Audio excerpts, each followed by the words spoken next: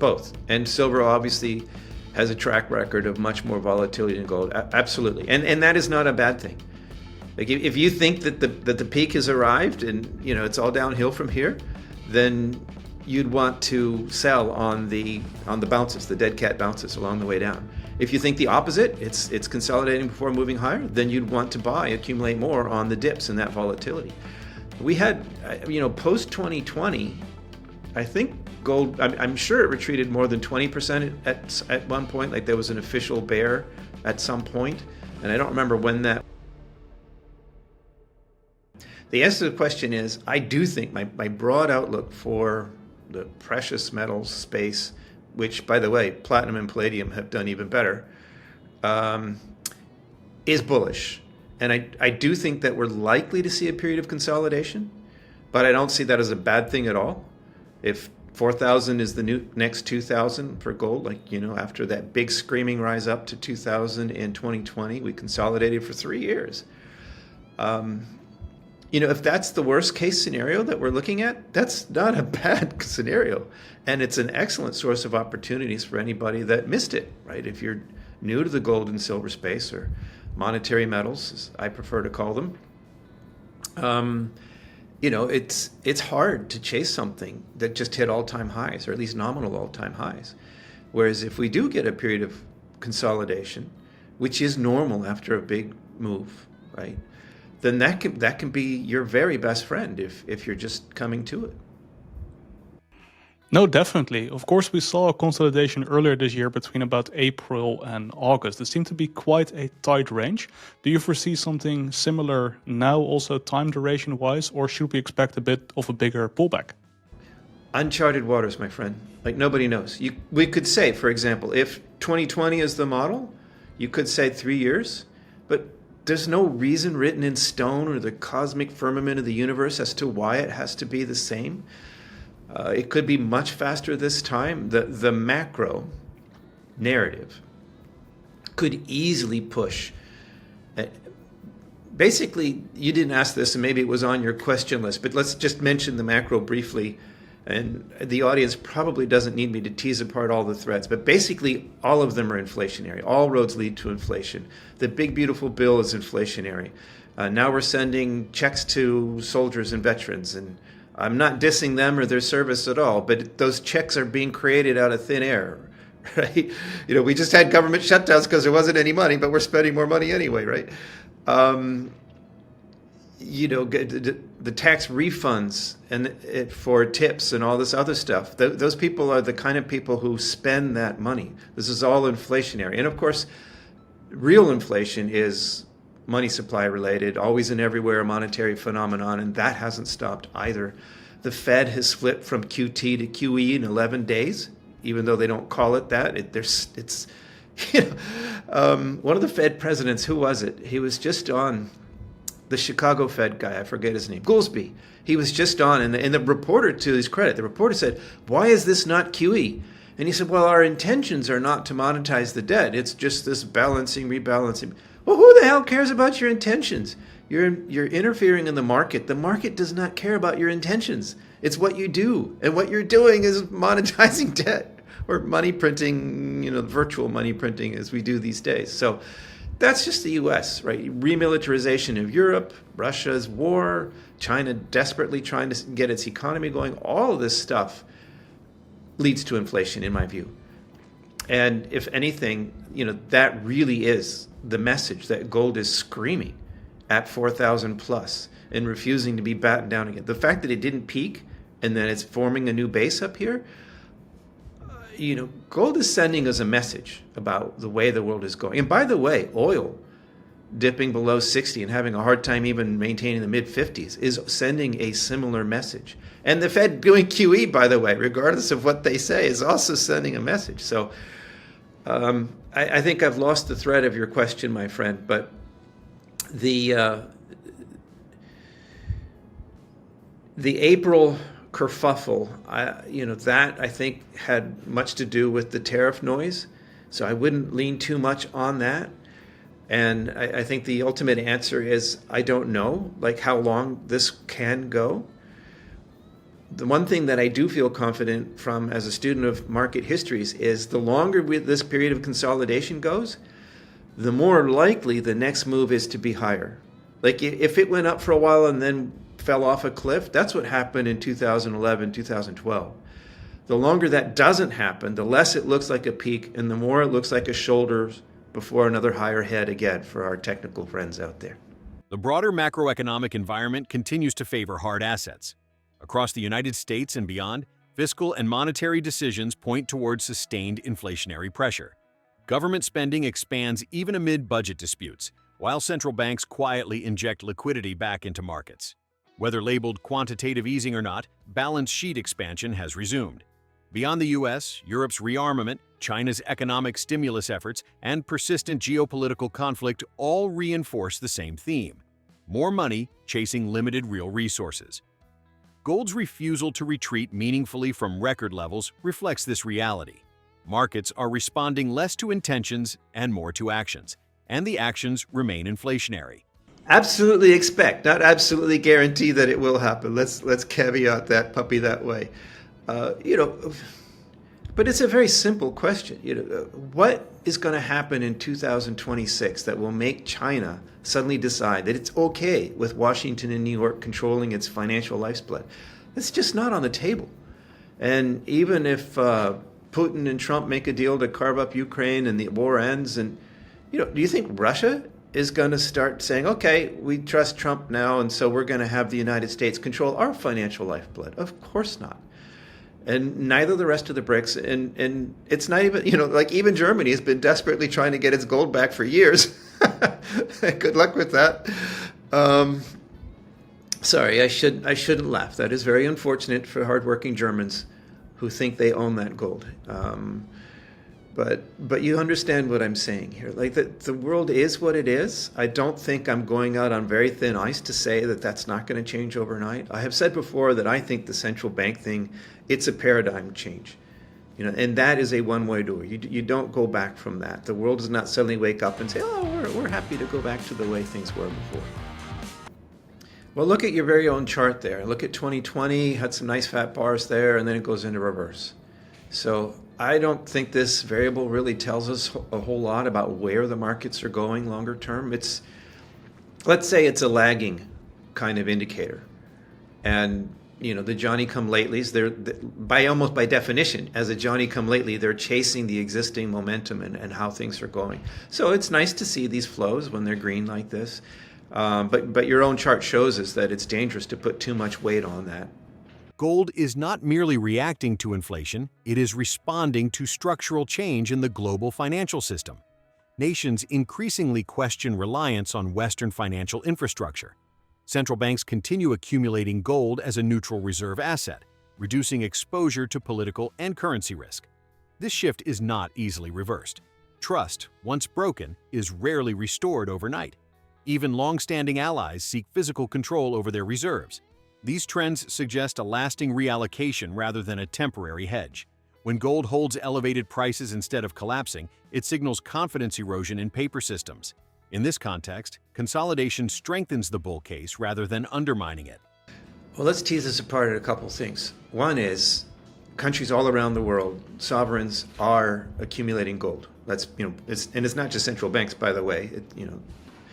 Funds. There's obviously a big move there. So that's happening with or without the tokenization. Tether, it's interesting, and I'm not an expert on stable coins and that sort of thing, but it's pretty clear that they're not just buying gold to back their gold-backed crypto product. They're buying royalties. They're buying, I don't know if they've actually bought a gold miner yet, but they have the kind of money to be able to create a vertically integrated business where they, in almost like a Bitcoin miner, like where you're creating money from nothing, they could be creating money from something, resources in the ground, taking it out, and then fully realizing the entire value-added stack from delivering that from the ground into the final end users in the market, whether that's as money or even jewelry or whatever other use there is for gold. So I think it's a very interesting thing. But aside from guessing about where this may go, It's just significant just on its face, the size of this. Tether just bought, I don't remember the exact numbers, but as I recall, the last report was that Tether bought more gold in the last month than any central bank. So this private player, this new player in the space, and this is a buyer that wasn't there before, is buying money on the scale of entire governments. That's a big deal. And, okay, the markets go up and down, or the Fed twiddles things by 1/4 of a basis point. So you think that's going to change Tether's business plan? No, I don't. So I think this is really interesting. And if that's the nose of the camel under the tent, who knows who follows in this? If Michael Saylor in micro just strategy these days, which could be a misnomer, I kind of like the interpretation. I didn't invent this, but the people who said they chopped the wrong word off the name, it seems like the market is agreeing with those people. Anyway, in the same way strategy led to all these other Me Too Bitcoin treasury companies, if Tether could do the same thing, other people could say, "Oh, that's a good idea. We want some of that action."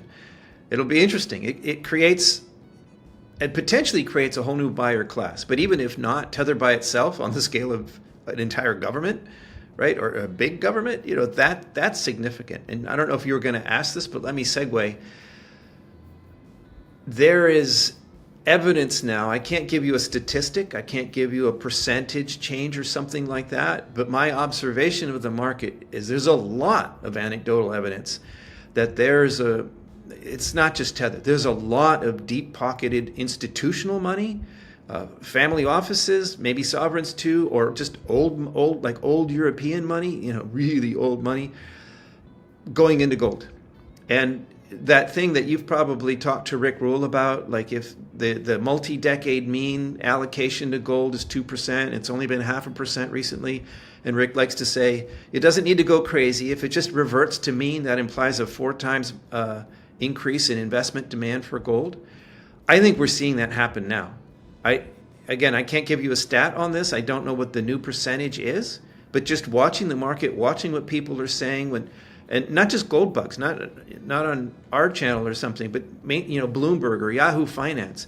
The number of guests who come on the shows and they talk about, I'm buying Nvidia and I'm buying, Broadcom and I'm hedging with some gold. That is through the roof. And even when the guests don't say it, the interviewers are now saying it. Oh, well, hey, that's really interesting. What about gold? Right? Instead of being this tinfoil hat lunatic fringe thing, even J.P. Morgan's Jamie Dimon said that it wasn't insane to own gold these days. Right? Gold bug's best friend. So, this is anecdotal. Like I say, I can't prove anything, but my wolf whiskers are twitching, and I see ample evidence that this reallocation to gold is happening. And Tether, that is data, says it's happening at scale. And I do think that's significant. And it's one reason why normally I'd be a lot more nervous being this bullish with gold and silver at or near at least nominal all-time highs. But with these realities in the real world out there, off Wall Street, I'm actually not nervous as a gold bug right now. I'm not really looking to head for the exits. Yes, I've taken some profits, and yes, some people are very angry with me for that. But a gain isn't real until you realize it.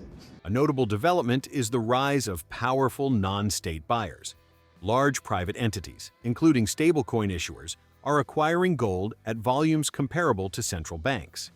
This represents a structural change in demand. These buyers are not speculators reacting to quarterly price moves. They are building long-term systems backed by physical assets. Such accumulation continues regardless of short-term market volatility or central bank signaling. Alongside this, institutional investors and family offices increasingly include gold as a portfolio hedge. Allocation levels remain historically low, suggesting significant room for growth. A return even to long-term averages would dramatically increase investment demand. I think the second part of your question is the important salient point. Because if we were in that famous, even your most diehard silver bulls will tell you silver lags at first and then more than catches up at the end.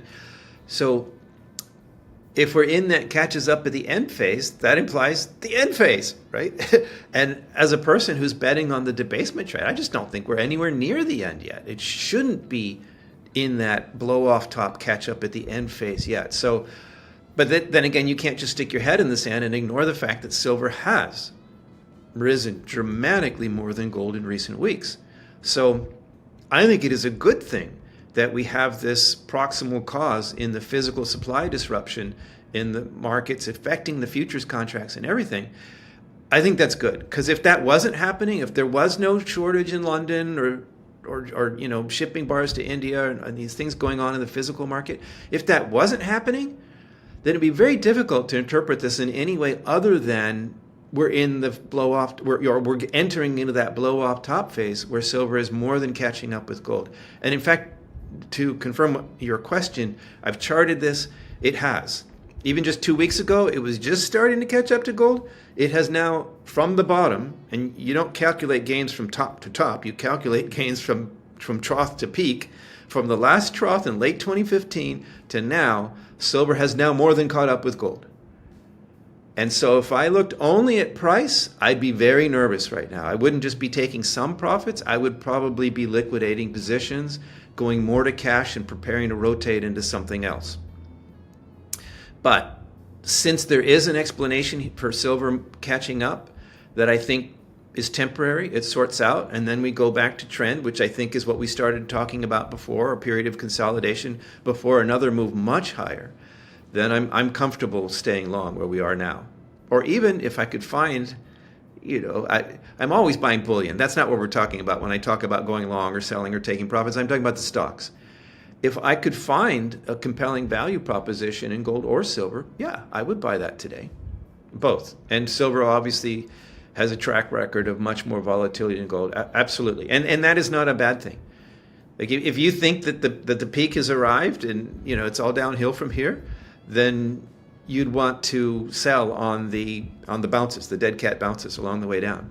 If you think the opposite, it's consolidating before moving higher, then you'd want to buy, accumulate more on the dips and that volatility.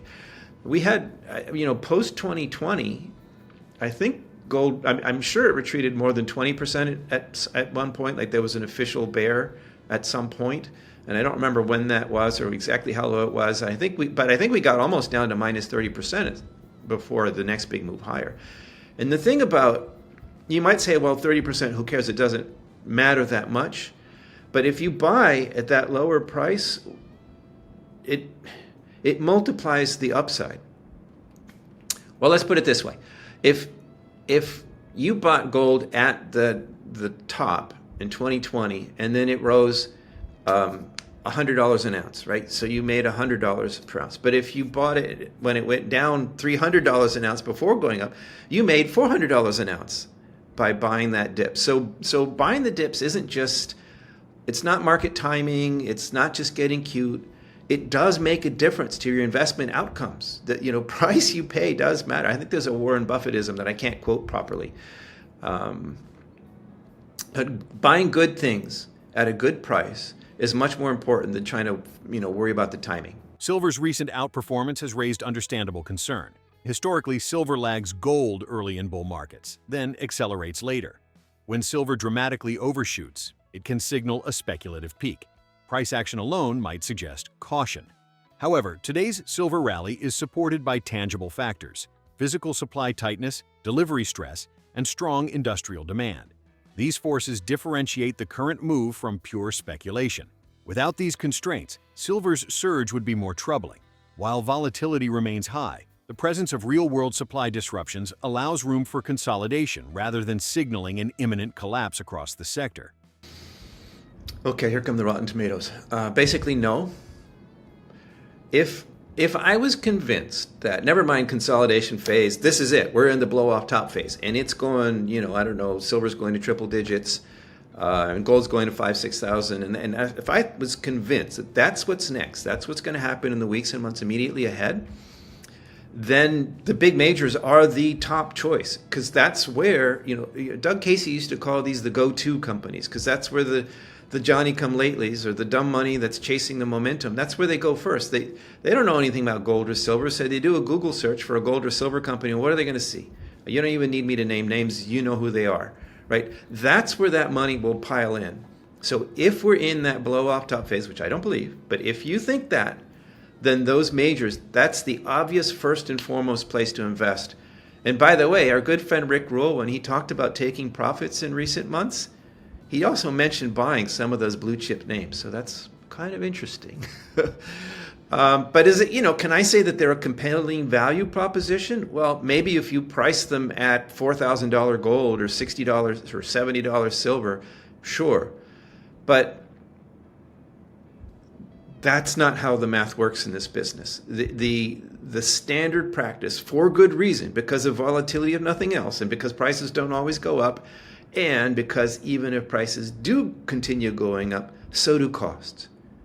Like if you're a gold miner, iron costs, steel costs, that's an expense for you. If you're an iron miner, you want to see iron prices go up. If you're a gold miner, you don't want to see iron prices go up, right? So you can't look at the current peak and say, oh, this company's cheap by this peak.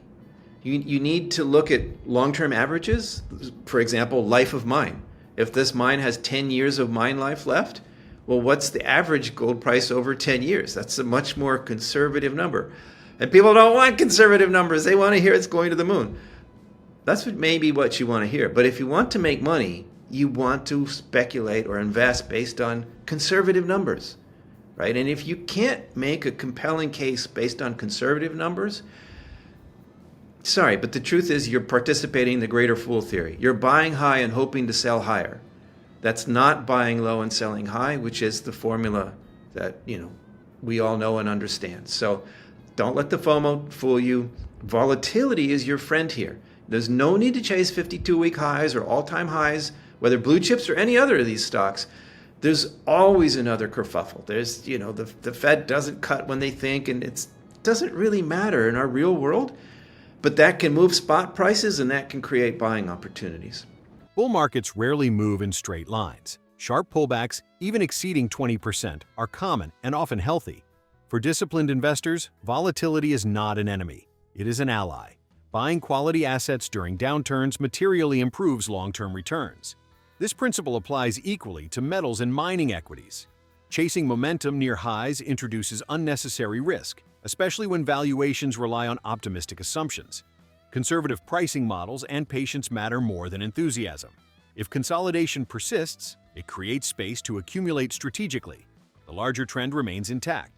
In an unstable financial world, monetary metals continue to serve as insurance and opportunity for those willing to wait.